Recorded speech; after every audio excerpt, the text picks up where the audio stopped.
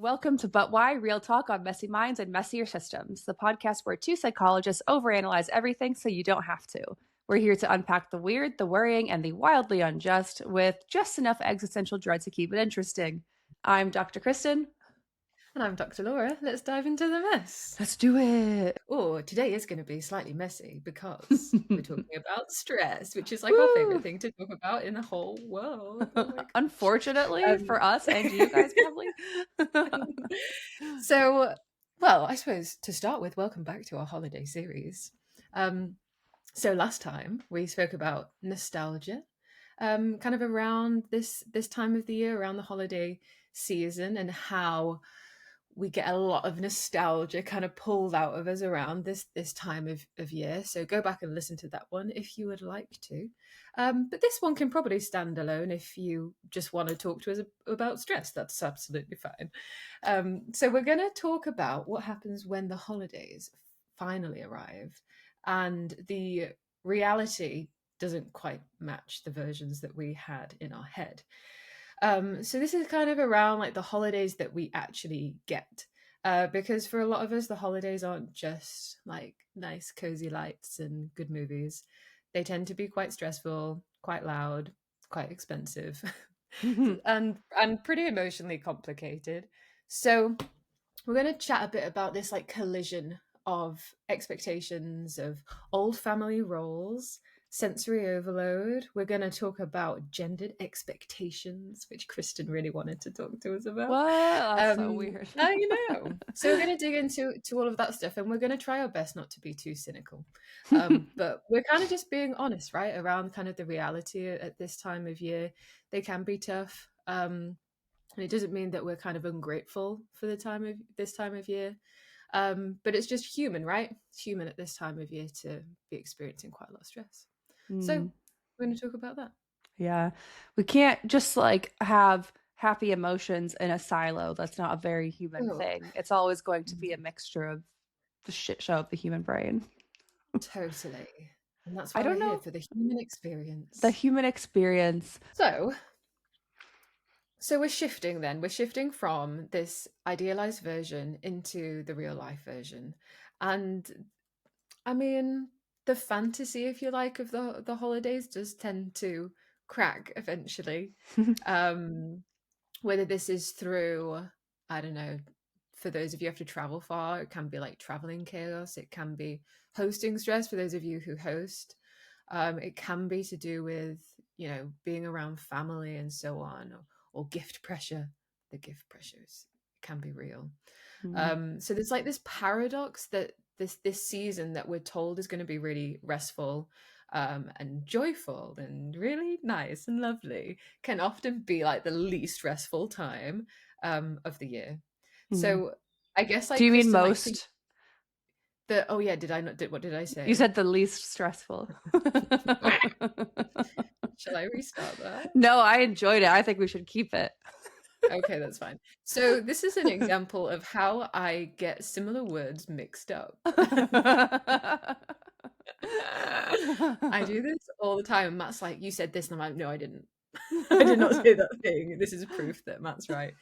But yeah, when does it kind of crack for you in a sense? Like, is there a point where the stress starts to build up and become real for you around like the holiday season? I want to say because it usually ends up only if I'm like hosting, right? And again, it's like this like messy thing because I really love hosting because I love getting people that I really care about into my house. I don't have to leave my house. I just get to have all these fun people there, have a few drinks. I love cooking and making a good meal.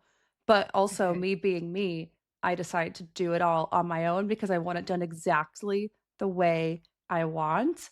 And Jack has like sous chef vibes, and not because he can't do it, but because I just want it done this way. The only thing he does is every once in a while, if he does like beef, but we're doing turkey and I do a really good turkey. So it's usually around that time, which is just like kind of annoying because it's like the main day. Amazing time. But like, and it's all the stress of making sure you've got all the food and you've got plates for everyone and stuff like that. And that's usually when like the actual, like, I don't know, I guess noticeable stress pops up. I also think I do have stress from not being near my family over the holidays, Mm, but I don't tend to focus on that much because it is quite difficult to focus on it. So I just mm. kind of focus on being present as much as possible. Um, so that's more of like kind of like a background noise, if that makes sense. Yeah, yeah, totally. The real Mm. noise is whether you have enough plates or not. Yeah, exactly. What am I gonna do? Like, it's not even the end of the world. It's not like the people that come over on Christmas are like expecting this like crazy fantasy land. But you know what I'm like? Like, I have to be super extra if I'm going to do it. If I'm going Yes. to do it, it needs to be done right. I've got all these Yeah. dishes. They have to be done the way I want them to be done. I want my table set up perfectly. I want my like Colorado-y Christmas decorations, all that Oh, jazz. that Yeah. sounds so nice. You see, I think I'm so lucky because I've never had to host Christmas because Mm. it's just always been at my parents' house. So I don't get that, like, the hosting stress. My sister is now kind of semi taken over like the cooking duties and planning and timing and stuff. But it's been this really like interesting transition because of course my mum always used to, Mhm. well, has always done it um probably maybe like 3 years ago my sister started kind of doing it, but that was so interesting because my sister, like, she also kind of like you will like to be in control of everything and know exactly what she's doing and has a plan of how she wants it to be, but that my mum can't quite let go of the fact that like that used to be what she did, so That's she'll like come fair. and try and help, Oh. and it ends up being like just like just go sit down, like everything will be fine. um so that's kind of a fun, like, new dynamic we're kind of Mm. unpacking. But I think yeah, I'm lucky that I think that doesn't cause too much direct stress, maybe slightly indirect stress. um, but yeah, I think for me it's almost like it's like after Christmas. Mm. It's more maybe like after Boxing Day.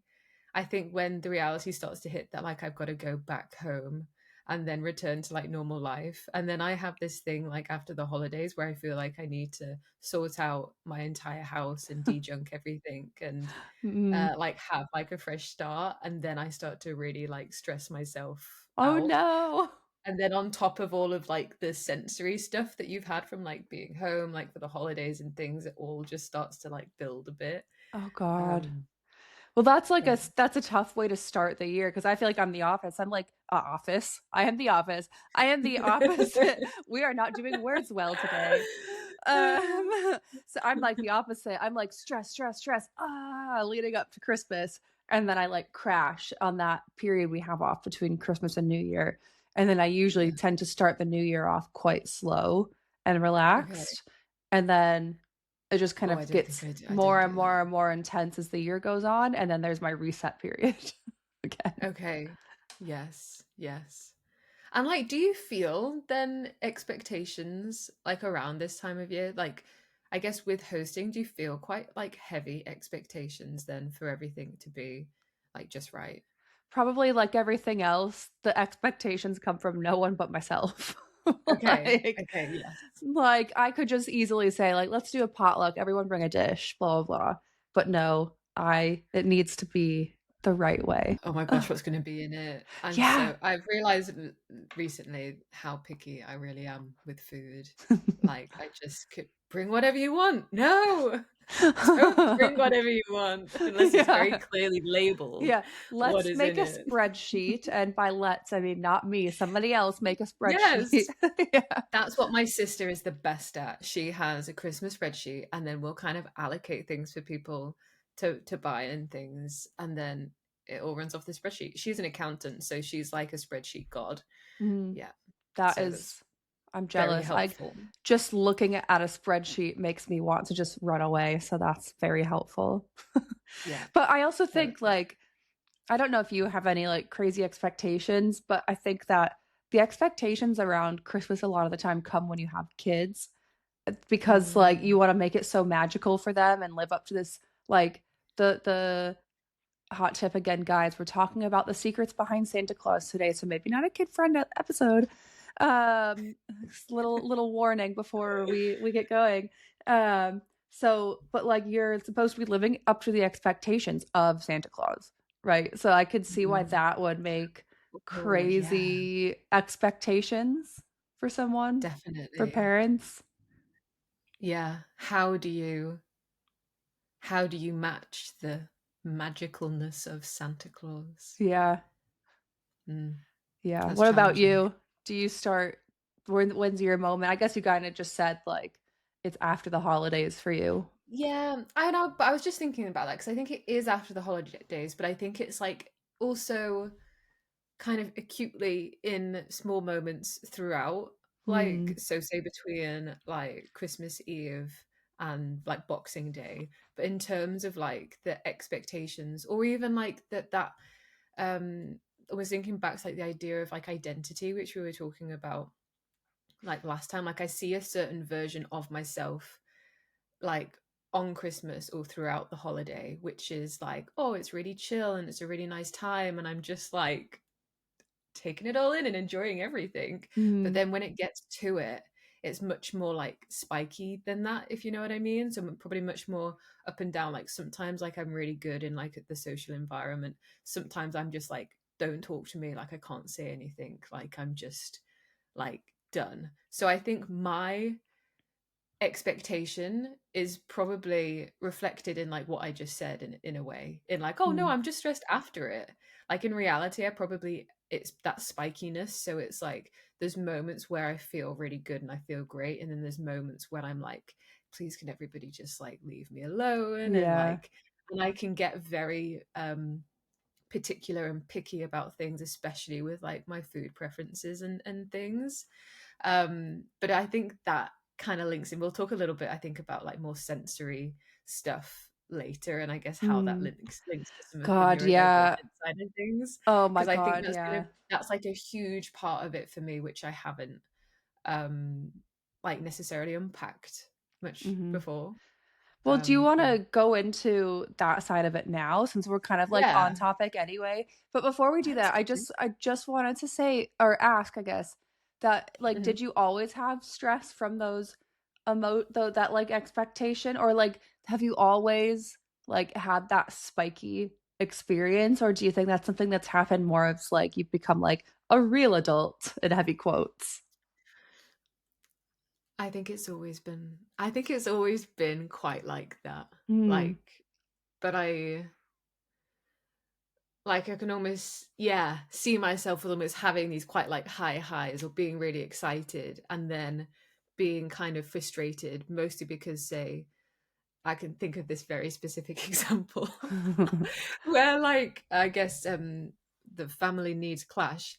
So I this is again about me and my sister, um, but like my sister loves to watch, you know, like the Christmas holiday specials of like certain things, and it might be, I don't know, Call the Midwife or Doctor Who or something, and she'll love to watch them. And so does like the rest of my family, more or less. Anyway, but we'll put things like that on. But I'm not that bothered about watching them. So I remember specifically this one year where I just got some new Lego. And I was like, well, you guys watch that. I'm just going to build my Lego here, like just on the floor. But I remember I was being like too loud, like rustling and all of the Lego and building it. Mm.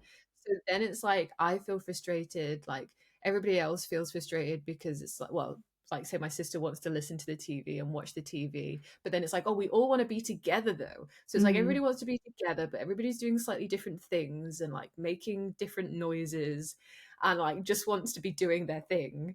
And then it's like, well, do we need to go into separate rooms then? But then it's like, well, that's not the point of the holidays. We all need to be in the same room together. So Mhm. then there becomes this kind of stress around like trying to keep everybody content in what they want to do, but whilst also being with one another.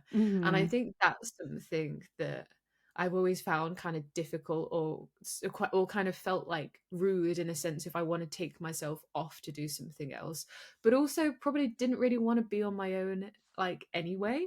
Do you know Mm-hmm. what I mean? So there's Yeah. then like this kind of like slight internal conflict, I think, around this time of year, like trying to make sure everybody is able to do what they want to do. Yeah. And I feel like as well as like quite high masking autistic women, people you're extra, I guess, aware, firstly, of being perceived and how people might perceive you. And you are also hyper aware of like trying to manage, like, oh, Hmm. well, I don't want anyone to be upset if I just want to go take myself away for half an hour, right? When, like, Exactly. really, in the grand scheme of the week or whatever you're spending together for Christmas, that half an hour will probably give you sanity and it's not going to make a difference in the amount of time you've spent together. You know what I mean? Yeah, exactly. And I think around this time of year, I'm often like hyper aware of like my mum's stress as well. So Mm, I'm always trying to like be aware and like help her when I can, but then also recognize that I probably am not going to be able to do enough to help. So then there's almost like that vicarious stress that ends yes. up coming onto you, even if I'm actually just going to be chilling out and having a nice time. Hmm. So there's that part of it as well, like being very aware of like the environment and yeah, wanting everybody to feel content, but then also wanting to try and look after yourself. Mm. Um, Do you know there's yeah. people that can just like go into these environments and chill Oh my and not goodness. like overly perceive every little social dynamic that's happening that again in the grand scheme of things doesn't really matter and like there are just people that do that. I And just I don't believe it. No, don't believe it. I do because I people have told me. People have been like, "What do you Wow. mean?" And I'm like, "Well, what do you mean?" Like, I think there's definitely the gendered aspect, which we'll get to in a little bit, like all those videos you see of the women in the kitchen cooking and the men just sitting there watching like TV, Totally. like the game. But I also Yeah. think like it for sure is a neurodivergent thing. For me, like over Mm. the holidays, it's less the sensory stuff because I have relatively good control over the aside from like loud talking and things like that, like restaurants. So maybe this links in actually. But the thing that gets me the most over the holidays is the social expectations. Uh, Mm.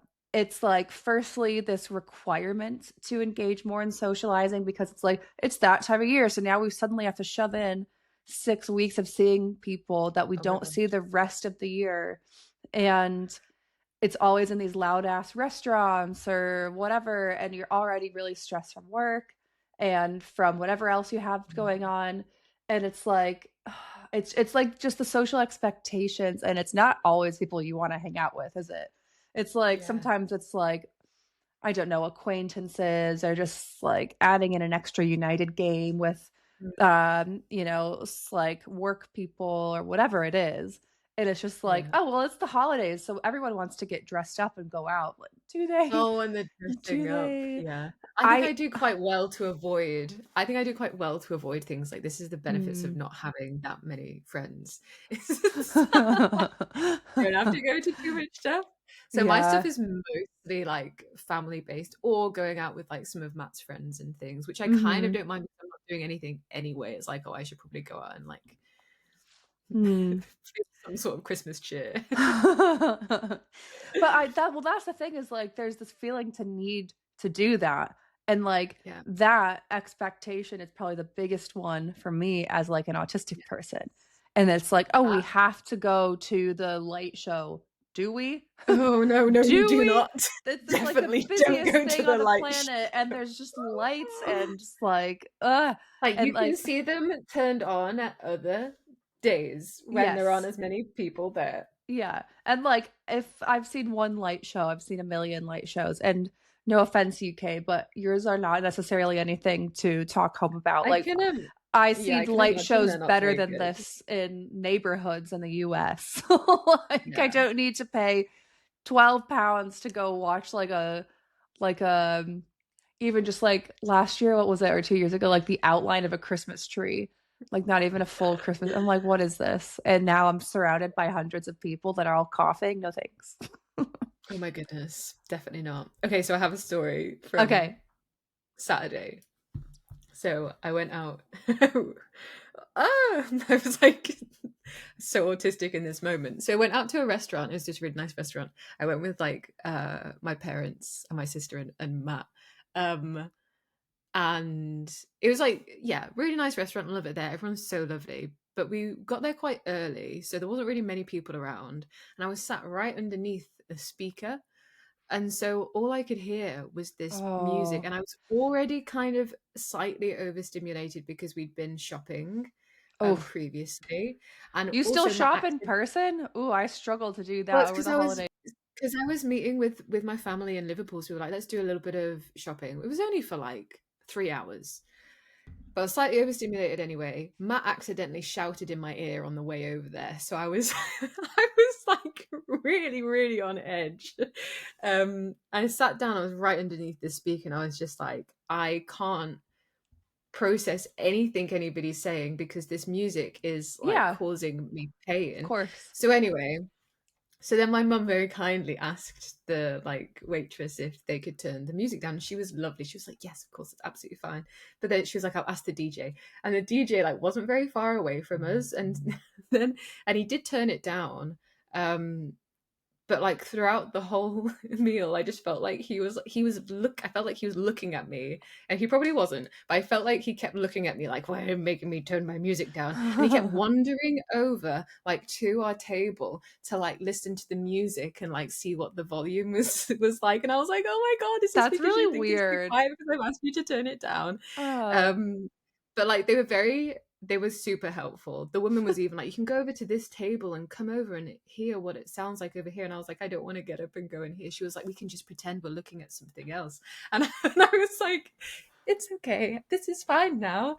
Um, and so they were lovely. But like, I find it interesting how in that moment I'm like, yes, I'm trying to like advocate for my needs and preferences, but I hmm. almost feel worse because I've asked. And would I actually feel better right now if I didn't have to say anything? Hmm. So I was like, maybe I just need to start taking like my loops everywhere with me, because Yeah, it that's just ends up definitely. being a whole thing. Well, then, And then like, the social stress yeah.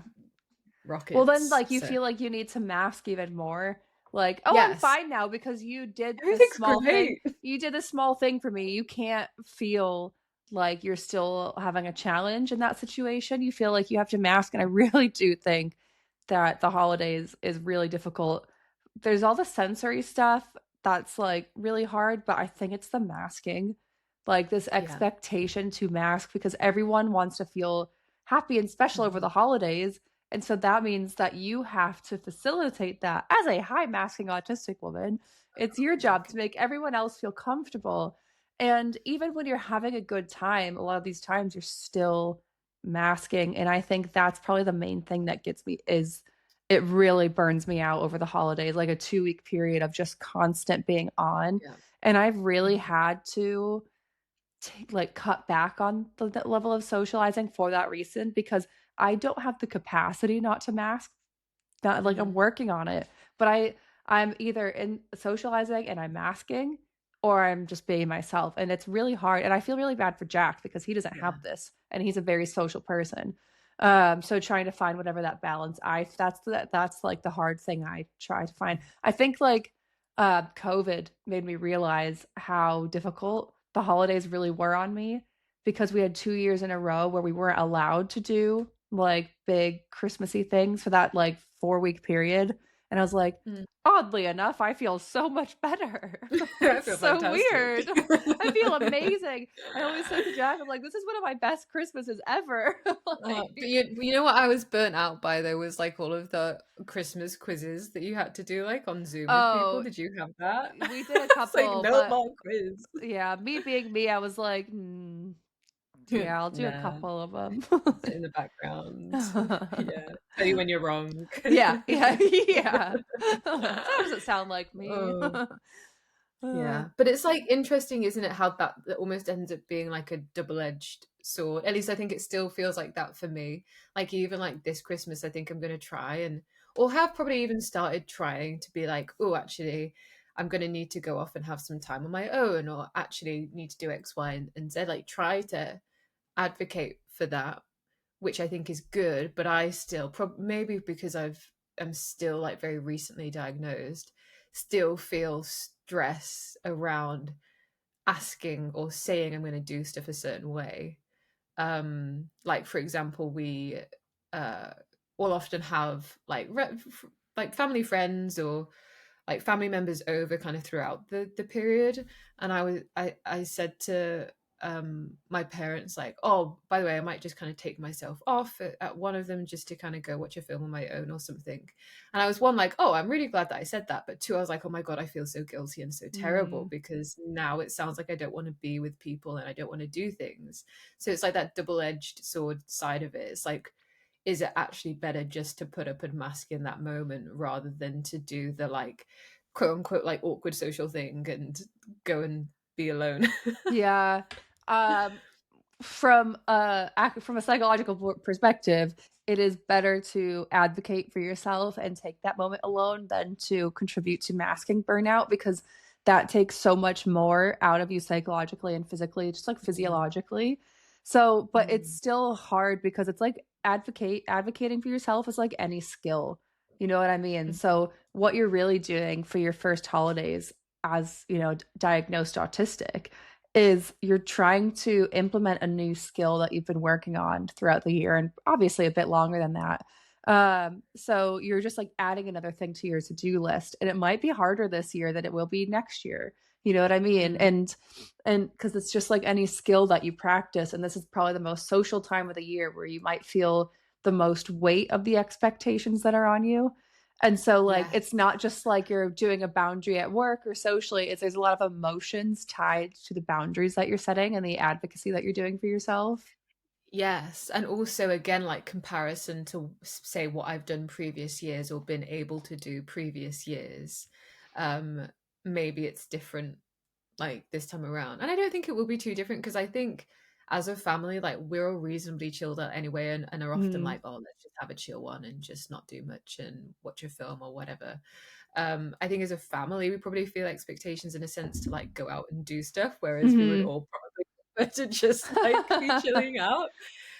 So I think like I'm very lucky in that sense, in that it is a flexible and supportive environment. You know, like no one's Mm. gonna like shout at me or be angry if I'm like, oh, I'm just gonna go and watch TV. Uh-huh. Um, so yeah, so I'm very kind of lucky in that sense, but it will be interesting to see if I'm like comparing at all, or if it's actually better than like what I have almost like built up in my head, almost like the opposite. Mhm. But If you yeah, build up permission for yourself before the actual day and before the experiences, it's probably easier.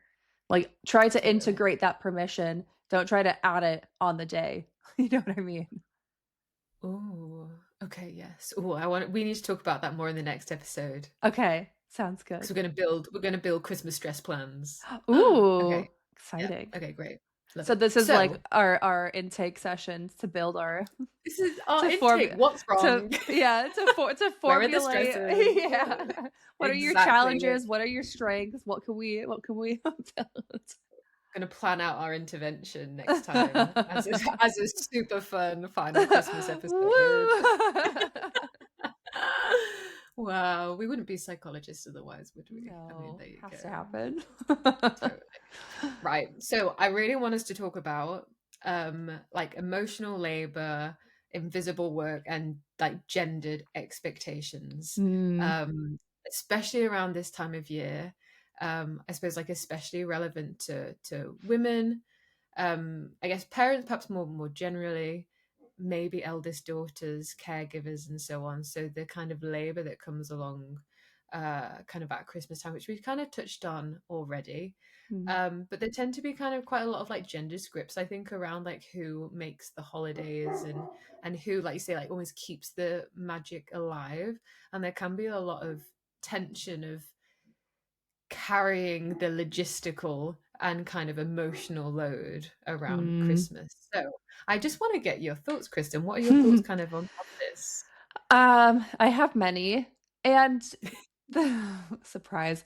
I think what annoys me the most is that I didn't think we would still be here in 2025. So we've got like the traditional gendered scripts that still happen where you've got all the women doing the emotional labor of making Christmas special for everyone, usually besides Mm, themselves, and the cognitive labor of hosting, getting everyone's presents, blah blah blah, and then also still not being looked after. Maybe their yeah. Christmas stocking is forgotten, maybe they don't have a present. Oh, Maybe I've seen so many videos like these over the years of couples like our age where this is still happening. But then you also mm, have like a lot of, for example, millennial men are really great with this kind of stuff. And like, obviously, there's still a lot of gendered scripts, but they're much more equitable in their relationships. But then when you mm, go to the Christmas parties, you hear, oh, so and so guy is just so good. He helps her with everything. Did you know he actually did blah, blah, blah? And you're just like, are you kidding me? Like, he's a parent as well. Like, this should just be like the norm. Everyone should be doing it. And it's just like, yeah. and you see, and I've seen it happen, but not in my family necessarily, but I've been places where I see it, and I see it a lot online where all the Mhm. women are in the kitchen cooking, but they're also talking Yeah. and having a blast and listening to music, and there's a lot of life in there. And then Mhm. there's just men just sitting in front of the TV completely silent with no That's connection. And you're that's just like, basically our house. Yeah. oh, yeah. And it's just like, okay, well, male loneliness epidemic, what? You don't speak to each other when you have the chance to all be around each other. Mm, Go into the room with the life, with the communication, with all of that, if that's something that you're interested in. And those gendered roles, they hurt everyone, right? Because mm, firstly, the women have all this labor that they're expected to do, and then the men just don't have this social connection that all of this is all about. And then they also just like don't fulfill a lot of shit they should be doing anyway. So those are mm. my thoughts on gendered expectation. I mean, I have a lot more, but this is only a small set. I could do a whole episode on this alone.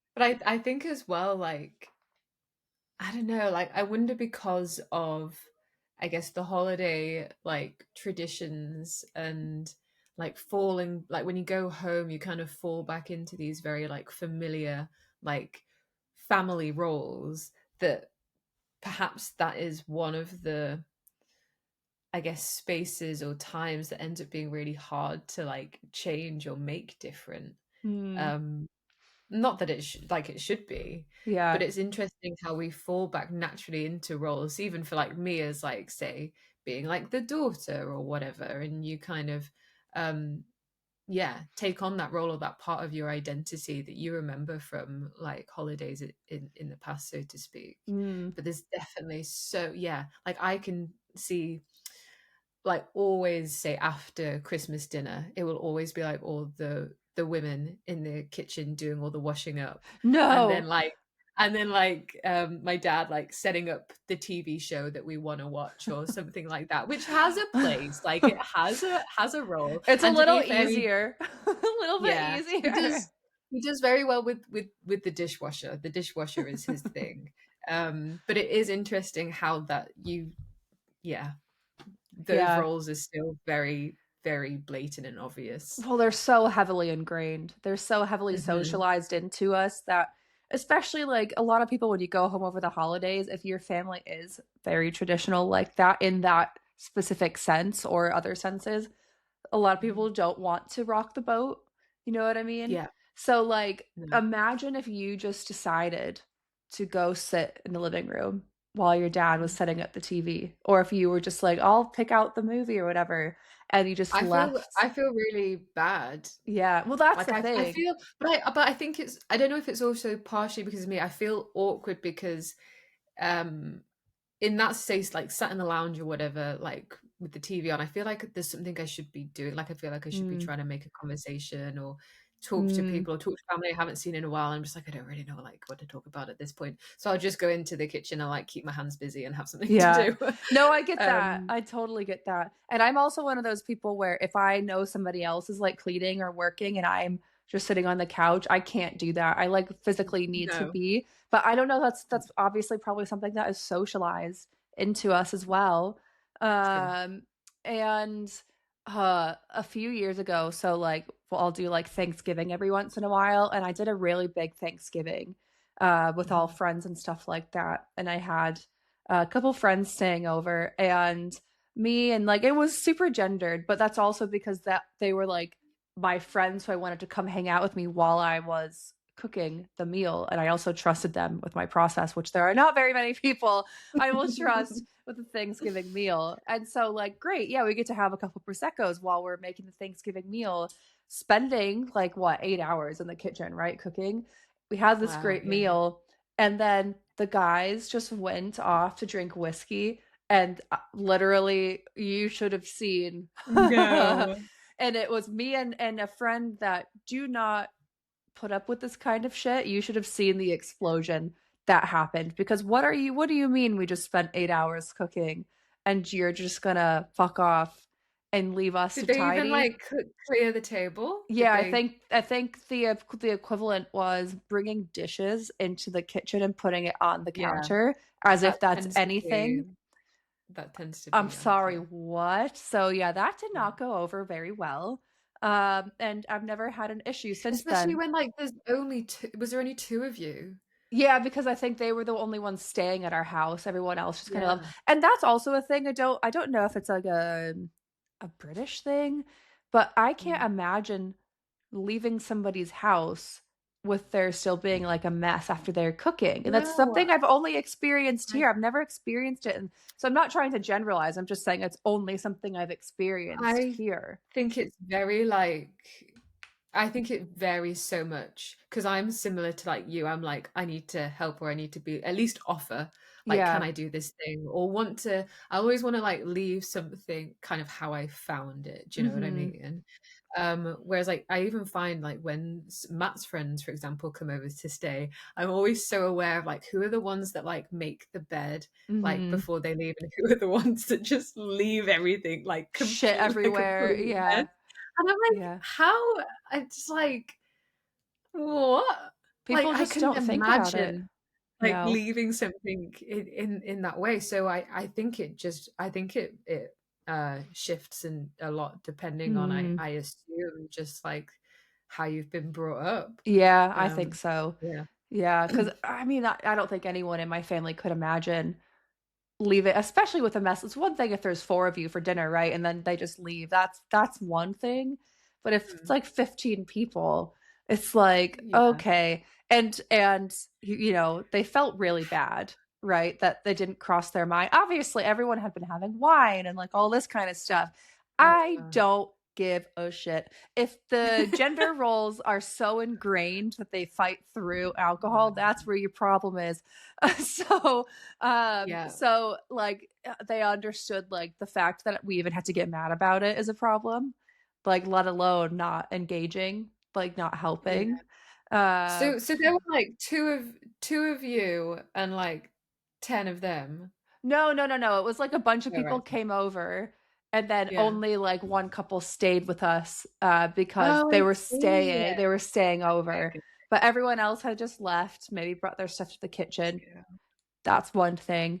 And then it's like, okay, well, we have to put stuff into the fridge, like at the very least. Like we Yeah. have to put food away, because we can't just leave it out because then we're going to waste all of it. So like that It's alone a takes skill. time. It's like a skill Tupperwaring food Yes, appropriately, it don't you is. think? It Yeah, is. It that's is. always fun on Christmas. Oh, yes. And some people do know how to weaponize incompetence that. That's what I was just thinking about. Yeah, yeah. Oh, What do you think about it? 'Cause I think I've what gone do on a I little think about it? rant. No, I've just been thinking. I think my family is kind of interesting because there's a lot of women, Mm. um, and there's probably only like two men, um, on Christmas, kind of versus the one, two, like I guess. Oh, actually, it's probably not like five women, but we've always had more women. Like the women have always outnumbered the guys, so I feel like perhaps those the genderedness, if you like, of the different roles you take on. I don't know. For me, almost like get maybe don't get seen as much because there's a lot of women supporting women, and doing like sharing the load together. So it's not like, say you've got like, I don't know, three men sitting on the sofa not doing much or whatever, and like one woman carrying all of the load. Like I could imagine that in a household where the men outnumber the women, that would be really challenging and difficult, kind of more so than in a Mm. household, say like mine, where there are a lot of women around. Does that make sense? It makes sense, like, logically, I can see It your makes sense, but point. Laura, no. Like, I logically see your point. You are sharing the load, right? You're sharing the Yeah. emotional, cognitive, even physical labor of cooking and doing all this stuff. Why does it have to be gendered?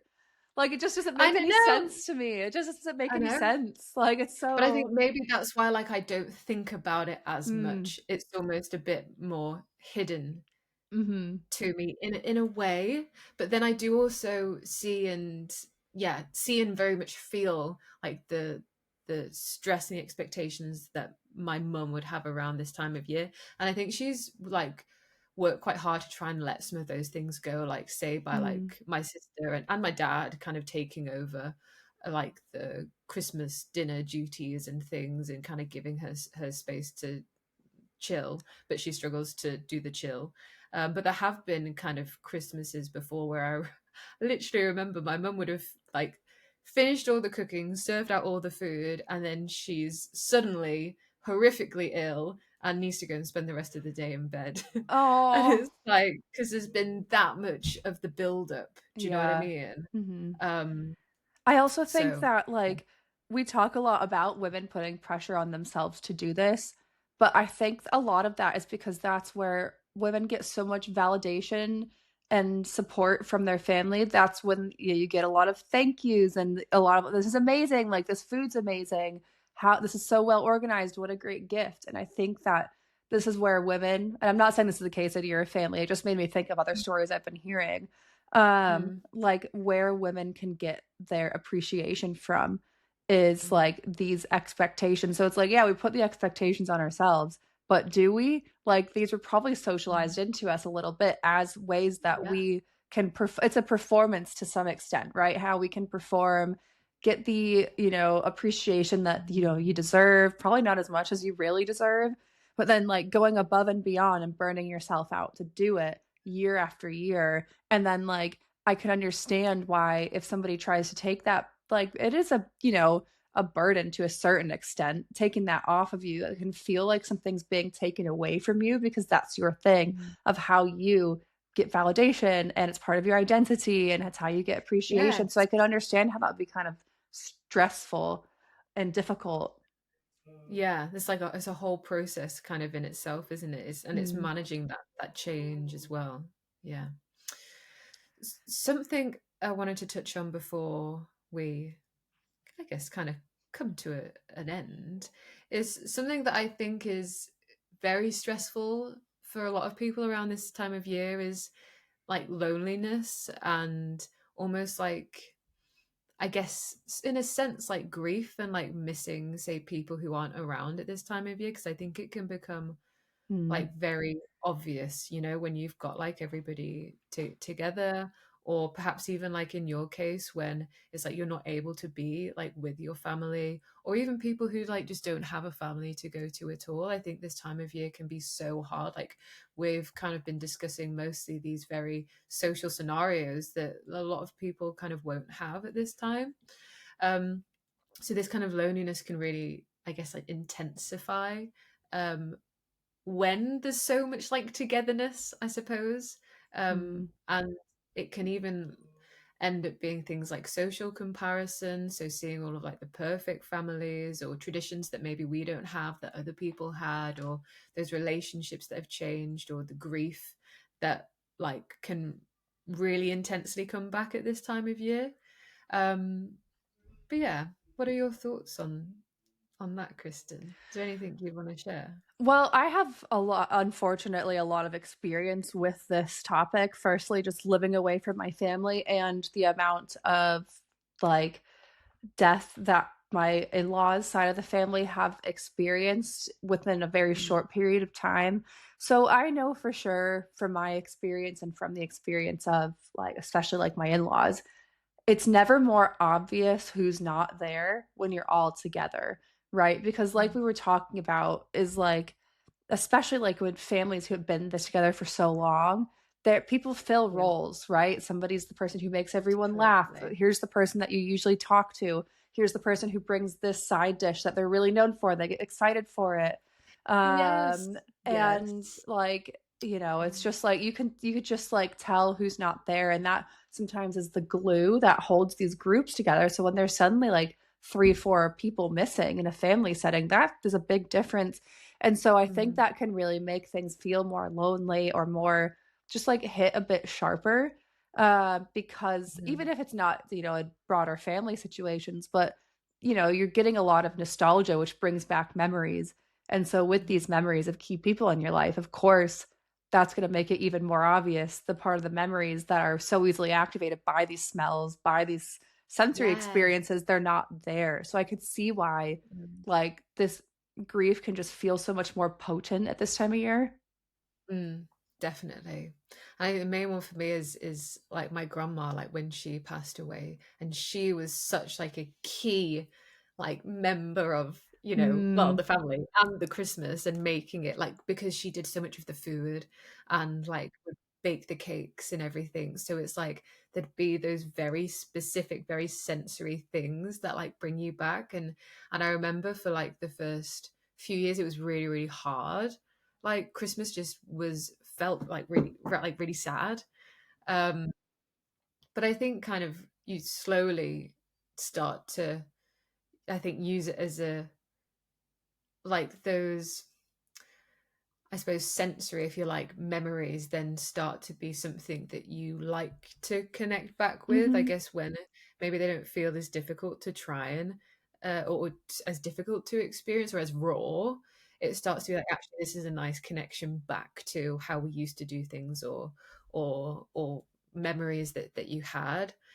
So I think it can be nice in that sense. But I remember it was so hard, like especially for my mum, like around that time of year, because it's very, I think, obvious for her because she would end up again like taking on the roles that like my grandma had. There's almost mm, like this handing of the baton, but not one that has been like um explicit. yeah, not one that you Mm, wanted to mm, or yeah, yeah, like an unexpected yeah. handover. Then, but then, Yeah. like, why does that handover happen so explicitly to Mm. somebody else instead of just like being absorbed into the Heard. family? Yeah. No, you're so Yeah. right. And like, it's so Mm. interesting how we just like hand over roles instead of, I just think it's like part of like this kind of like compartmentalizing world that we live in where Mm. it's like okay we need to match this role for somebody else and that's so much pressure, that's so much pressure, you Mhm. know what I mean? Yeah, totally.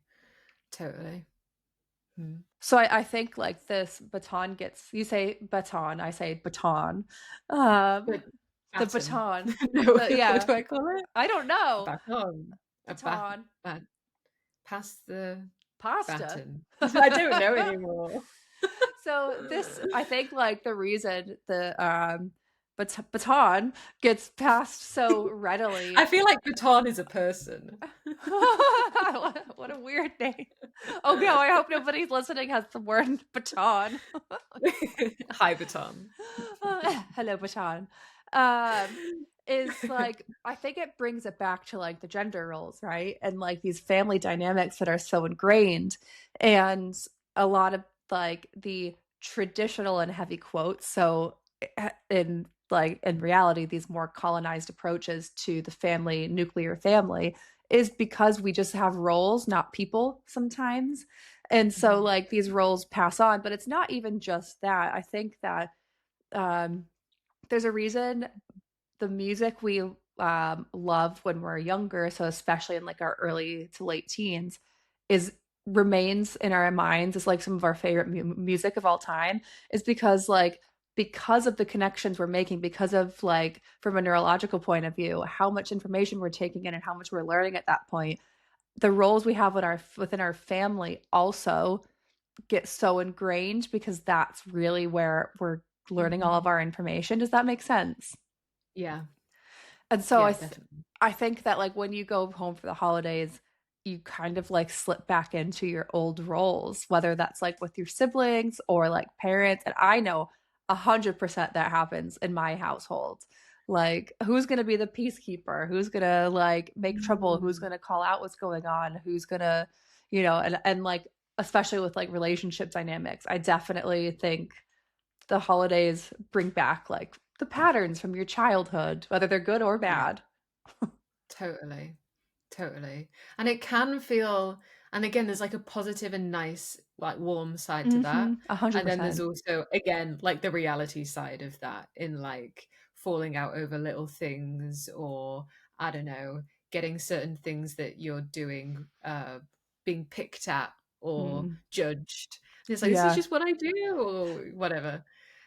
So like whereas before I guess you can just be yourself in your own house and then Mm-hmm. suddenly like your behaviors are kind of on show and ready to be picked apart by like Yeah. the people you're So with. true. I was gonna say I've been thinking about I guess in this kind of family dynamic section and like when we were talking about the gender dynamics as well.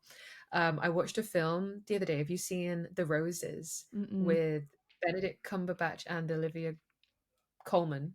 No. I think it's a remake of an older film, but it's not specifically Christmassy, but it's they basically swap roles in a sense. So Right. Benedict Cumberbatch like basically loses his job and ends up becoming like the caregiver in the home, and then Olivia Colman um, kind of starts a really successful business, and it's just really interesting to see how like the family dynamics shift and Mm. how um yeah the roles they take on are different and how they both kind of envy one another for like the roles that they're in. So I'd Mm. highly recommend it as like a Ooh, film to watch. interesting. Actually it was very good. I think it's on Disney Plus. Okay. um but that I remember we were watching it and we probably only like 10-15 minutes in and I said to Matt like this is a film about the patriarchy. And he was like, what, how did you get that from like the first 15 minutes? And I was like, were you not listening at all? Do So you not see it everywhere? yeah, so I do recommend it. It Oh, was quite okay. fun. I'm gonna have to Yeah, do that. The yeah, roses? definitely. Yeah, The Roses. Okay, I can remember that one. So half the things you tell me I don't remember, but I can remember the roses. Well, this was fun. So next time we're going to be moving from stress and we're going to be kind of starting to, I guess, think about how we can almost try and design or create kind of a holiday season that works for us, or even thinking about how can we advocate for ourselves? How can we make sure we're balancing kind of the socialization, boundaries, rest, joy, and so on. So yeah, have a think, I guess, around what the stress might be that comes up for you kind of around this time of year. And then next time, me and Kristen are going to chat about, I guess, our own plans and hopefully give some ideas about what you might be might be able to think about as you move into the intense holiday period. Yes, that's a good idea. We're gonna give you a little formulation. Oh my God, my words have just stopped working. We're going to give you a little formulation. There we Yes. go. Oh, and also come back next time to hear, hopefully, this means you have to do it, Kristen. Yes. Kristen's review of my Christmas Yes, I'll playlist. do it this time. Guys, we only had 3 days between recordings this time. So this Yeah, time, I don't know when we're recording our next episode, but it'll be more than 3 days from now. yeah. You'll have plenty of time. No excuses. No No excuses. excuses for me while I'm we're decorating. preparing myself for some like shade and dislike No, of the I would playlist. never shade Um, people's choice of music. I'll just say whether it's my taste or not. I'll be ready for it. Oh God, my voice is about to go again.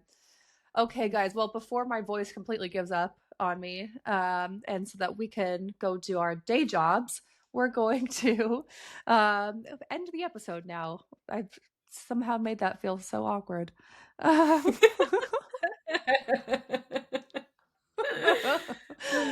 Oh no. But thank you guys so much for listening. As always, we probably left you with more questions than answers, but that is the point.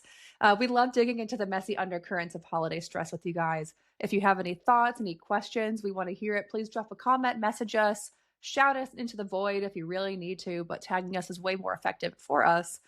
So definitely get in touch if there's any other topics you want us to get into. If you like this episode, don't forget to follow, like, and rate whatever your platform allows, and tell your friends. You can find all of our links on the But Why Instagram page. Please head into the bio for everything. And remember, the first step to understanding is asking, but why?